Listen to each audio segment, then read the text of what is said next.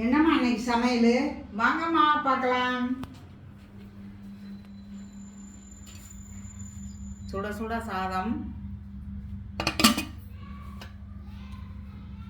கத்திரிக்காய் கோசுமல்லி, ரசம்,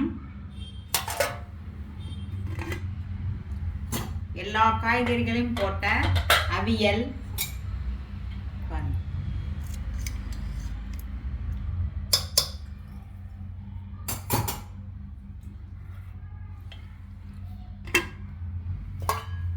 கட்டி தயிர். வாங்க சாப்பிடலாம். அம்மா காலையில் 3 மாவு கலந்த தோசையும் இப்போ கத்திரிக்காய் கோசுமல்லியும் செஞ்சுருக்காங்க. அது 2 வீடியோவாக வரும், பாருங்கள். அம்மா, நீங்கள் கத்திரிக்காய் கோசுமல்லி பற்றி சொல்லுங்கள், இல்லை 3 மாவு தோசையை பற்றி சொல்லுங்கள். 3 மாவு தோசையை பற்றி காலையில் நான் சொன்னேன். அது கோதுமை மாவு, மைதா மாவு, அரிசி மாவு போட்டு 3 போட்டு தேவைன்னா உங்களுக்கு தயிர் ஊற்றிக்கலாம்.